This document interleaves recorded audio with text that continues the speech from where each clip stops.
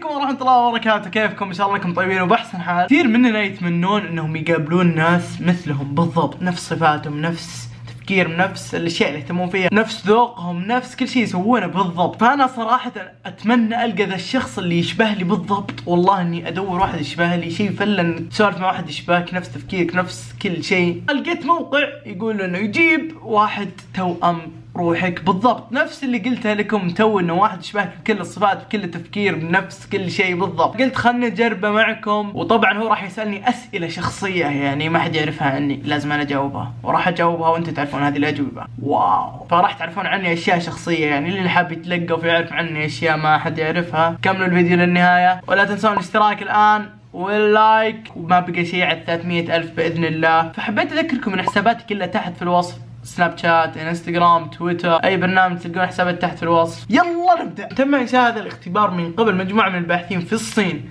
وقد اخترنا بعنايه اكثر من 100 وجهه سفر للقاء توأم روحك. واو. نستطيع مساعدتك باختيار افضل وجهه للسفر للقاء توأم روحك، ولكننا لا نستطيع دفع تكاليف عنك. اوكي، انا بيعرف وين، لا تدفع تكاليف تكفون، بس ودي اعرف وين اللي يشبهني وين توأمي. فيلا بسم الله ابدأ. أنت تسافر كثيرا أحيانا نادرا. عن نفسي أحيانا، مو كثير يعني بالشهر مرة، لا أحيانا يعني. السؤال الثاني يقول: وجدت شيئا ترغب في الحصول عليه بشدة ولكن تكلفته غالية جدا، ماذا تفعل عندها؟ أول جواب: أنا غني أستطيع الحصول على ما أريد. أبدا، أنا مو غني طبعا، هذا أمر يقتلني. ربما أستطيع شراءه عندما أحصل على راتبي الشهر القادم. ممكن إذا شيء يعني يمديني أشتري براتبي الجاي أكيد بشتريه. أنسى أمره، لم أسدد بعد ديون بطاقتي الائتمانية.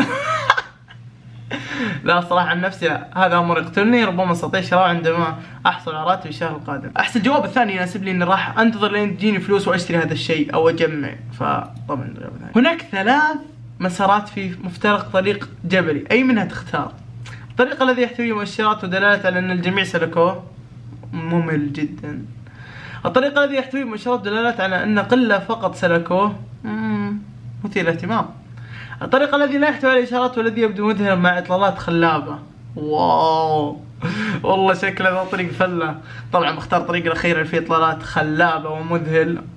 وأخيرا، أتت عطلة نهاية الأسبوع ولديك صديق يدعوك لحضور حفلة، وصديق آخر يطلب منك الذهاب في نزهة، ماذا ستفعل؟ بالتأكيد إلى الحفلة، أنا محب للحفلات. حسنا، من صعب الاختيار، أتمنى أن يقرر أحد عني. ما أحب أحد يقرر عني، أنا أقرر عن نفسي. الحفلات صاخبة جدا لنذهب في رحلة صغيرة إلى الريف. ما أدري، ما أحس إن السؤال كامل. أنا مو برايح مع الشخص علشان الشيء اللي بروح، لأن رايح مع الشخص عشان نفس الشخص. أتمنى فهمتوني. فبجاوب أي شيء. بالتأكيد إلى حفلة، أنا محب للحفلات. حسنا، من الصعب اختيار، أتمنى أن يقرر عني أحد. ما أحب أحد يقرر عني، قلت لكم. الحفلات صاخبة جدا لنذهب في رحلة صغيرة إلى الريف. وش الريف؟ سلامات، والله أروح الحفلة بارتي وفلة. أوكي، بعض الناس يريدون التقاعد وإيجاد مكان هادئ لقضاء ما تبقى من حياتهم عندما يكونوا في ثلاثينيات عمرهم. ما رأيك بذلك؟ مرة 30، وين تقاعد؟ تونا. مهنتي بدأت عندما بلغت ذلك العمر. صح، لست من هؤلاء الناس الذين يريدون الراحة والكسل. إنه حلم جميل، ولكن علي انتظار حتى أبلغ على الأقل 50 من العمر. ممكن هذا الجواب. هذه أفكاري بالتحديد، أنا أعمل بجد من أجل ذلك الهدف. والله هذا عجاز. أنا أعيش حياة جيدة، هل أنت غير مني؟ وش ذا الجواب؟ لا بختار مهنتي بدأت عندما بلغت ذلك العمر. لست من هؤلاء الناس الذين يريدون الراحة والكسل. بختار الجواب الأول، إنه يقول لك إنه يعني توي أبدأ المهنة صدق. يعني أتوقع لو جاء عمري 30 يعني أحسن توي أبدأ أستطعم من الشغل اللي أشتغله. أختار الخيار الأول. هل تريد تجربة رياضة القفز بالحبل المطاط المتين من أماكن عالية؟ صراحة ودي أجربها، بس خلنا ناخذ الخيارات وشي. لقد فعلتها مسبقا منذ وقت طويل، ممتعة جدا. لا، أتوق لتجربتها. نوعا ما أرغب بالمحاولة لكني خايف قليلا. يعني يا إلهي، إنني حقا لا أستطيع فهم لماذا اخترع البشر هذه الرياضة. هل يحبون التعذيب؟ مش دخل التعذيب فلة يا أخي. فما أدري، القفز من حبل مطاطي. أنا خايف لا ما بخايف أنا أتطوق لتجربتها، ماني بخايف أنا أتذوق لتجربتها. هل تؤمن بوجود مخلوقات فضائية؟ أول خيار يقول لك الفضائيون لا بد من وجودهم، وإلا كيف تستطيع تفسير دوائر المحاصيل والأهرامات وحضارة الماء والأطواق الطائرة؟ الخيار الثاني ربما هناك العديد من الأفلام حول ذلك. ذلك عن ذلك وكون واقعيا أنا أتوقع إنه في فضائيين صدق ما استهبل. فما تدري أنت يعني مو بعشانك أنت عايش هنا ببيتك وما قد شفت فضائي يعني ما في. فإذا ما شفنا الشيء مو معناته إنه مو موجود، ممكن إنه موجود بس إحنا ما نشوفه. أوكي حكمة بدر أبحث فضائيون، أنا أتوقع إنه موجودين. ما هي المهنة الأكثر ممتعة لك؟ أوكي مصمم أزياء حلوة، مهندس معماري لا، عالم آثار لا شيء مما سبق. شوفوا أنا بميل مصمم أزياء، بس لا شيء مما سبق يعني إني أحب أشياء غير. بحث مصمم أزياء مشكلة الجواب الواحد يأثر على توأمي، فيعني لازم أختار توأمي بدقة، ما راح أختار مصمم أزياء بختار لا شيء مما سبق. قال أحدهم لو أردت أن تعرف مكان ما حقا عليك أن تزور سوقه، ما رأيك بذلك؟ أحب زيارة السوق، استمتع بالاندماج بالحياة المحلية، حلوة هذه. لو كنت مارا بالقرب منه سوف أتحقق منه، ممكن. إنه فضوي جدا وذو رائحة كريهة لا مصلحة لي مطلقا بزيارته. أحب زيارة السوق واستمتع بالاندماج بالحياة، ودي مدري وش الخيار الأول.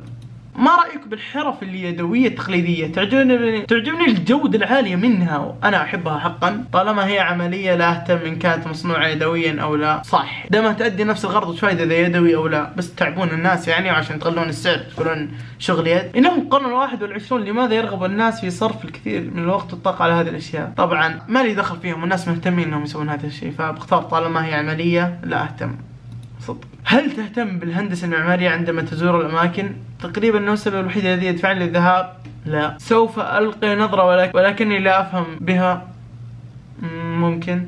لا أهتم بها مطلقا سوف أتجاهلها. لا ثاني واحدة. سوف ألقي نظرة ولكني لا أفهم بها. تذهب إلى الجبل في عطلة نهاية الأسبوع وهناك 3 خيارات للوصول إلى القمة، أي واحد منها سوف تختار؟ التلفريك، ركوب الخيل، المشي المسافات طويلة. واو إذا الحالي أكيد تلفريك، إذا مع أحد المشي المسافة الطويلة عشان نمشي ونسولف، بس اختار تلفريك. تلفريك أسهل مرة وفلة بعد.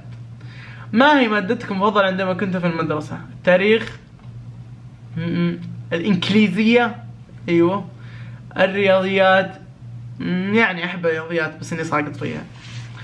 الجيولوجيا، أحب الجيولوجيا بعد، لا شيء مما سبق. يوه كلهم أغلبهم. ايش اختار؟ يا الله ما ادري ايش اختار. اختار انجليزية. هل تعرف اعظم ما ابدع فيه ستيفان كونغ وكولت اوسكار مونيه؟ قطع من الحلوى. اعرف البعض، لا يوجد لدي اهتمام بهؤلاء الاشخاص. والله جد لا يوجد لدي اهتمام بهؤلاء الاشخاص. اذا استطعت اختيار ما هو مكانك المثالي للاقامة؟ مدينة مزدهرة، بلد صغيرة مع نهر وجبال محيطة، سفح جبل ثلجي شاطئ او غابة. مدينة مزدهرة. هل ستحضر كاميرتك الخاصة عندما تسافر؟ بالطبع، بدون الكاميرا ستضيع كل المناظر الخلابة. نعم، ولكن بشكل أساسي لأخذ صور تذكارية لي وللناس الذين يسافرون معي. ليس لدي أي رغبة في أخذ الصور القليلة منها كافي. أكيد أنا يوتيوبر وأحب الفلوجات، فبالطبع بدون الكاميرات ستضيع كل المناظر الخلابة. هل تشرب الكحول عادة؟ يا ولد استرجل. لا أستطيع تخيل حياتي بدون الكحول، أنا دائما سكران. أحيانا أستمتع باللحظة التي أكون فيها سكران. وش ذا؟ أنا لا أشرب مطلقا. طبعا أنا لا أشرب مطلقا. طبعا صدق أنا لا أشرب مطلقا. الحمد لله يا رب. تم افتتاح مطعم شعبي شهير في منطقتك، ماذا ستفعل؟ لا أستطيع انتظار لتجربته أكيد. لو لم يكن لدي أي فكرة عما سوف تناول عشاء في يوم ما سوف أذهب إلى ذلك المطعم؟ لا يهمني الأمر، إلا بالعكس يهمني، بروح. هل تذهب غالبا إلى مخزن الكتب؟ لا، إنه مكاني المفضل، أستطيع البقاء هناك للأبد؟ أبدا. أحيانا سوف أدخل إن كنت مرة بقربه، ممكن. إنه مزعج بالنسبة لي شراء كتاب من المخزن، وأفضل شراء كتاب على الإنترنت. أصلا أنا ما أشتري كتب من الإنترنت ولا من المخزن، فبحط ثاني واحدة. أين تفضل أن تسكن عندما تسافر؟ فندق، منزل الضيوف، دار للشباب، منازل سكن محليين، مخيم. فندق طبعا. عندما تمتلك بيتك الخاص ما هو النمط الذي تريده؟ حديث وعصري، جميل ونضر، كلاسيكي وأنيق، بسيط لكن ليس رخيص. حديث وعصري، أحب البيوت الحديثة والعصرية. طرينك. أي فيلم تفضل؟ رومان، هوليدي، الفيلم الكلاسيكي، فيلم أب الأنيميشن، ذا ماتريكس، سلسلة أفلام ماتريكس، لا شيء من سبق. فيلم أب الأنيميشن. كيف تعرف عن نفسك؟ مثالي، واقعي، اختار دائما الحل الأوسط. لا، واقعي. أين من السهل إيجادك في ليالي عطلة نهاية الأسبوع؟ ملهى ليلي والعياذ بالله. مقهى، كشك للمأكولات، المنزل. كشك للمأكولات، أحب آكل يا شباب. هل أنت مهتم بالتأمل؟ دائما أقوم ببعض التأمل، سمعت أنه يمكن مساعدتك على النوم، سأجرب عندما تسنح لي الفرصة. ما هذا بحق الجحيم؟ تأمل، دائما أقوم ببعض التأمل. أوكي وجهة نظرك للأصدقاء. نروح هو سيول. أيوة سيول في كوريا الجنوبية، آسيا. مدينة أضواء النيون اللامعة وناطحات السحاب والقصور القديمة. سيول هي المنطقة الحديثة المعاصرة والصخبة، الحفلات فيها تستمر كل الليل، واو. والأسواق الشعبية لا تقفل على مدار الساعة. أوكي. أفضل أوقات الزيارة في الخريف من شهر أيلول وتشرين الأول، السماء صافية وهطول الأمطار قليل جدا. أفضل الأوقات لزيارتها، عليك متابعة قرية بكتشفون الثرائية وقرية مينغ دونغ وبرج ان سيول. اوكي سيول، ان شاء الله اللي يروح رحلة ان شاء الله بروح سيول ان شاء الله. اذا صرت غني ومعي فلوس زايدة بروح لم سيول. فخلنا نبحث عن سيول في جوجل نشوف ايش السالفة. سيول الرياض. لا سيول عاصمة كوريا الجنوبية. اوكي سيول، ابغى اشوف لها صور.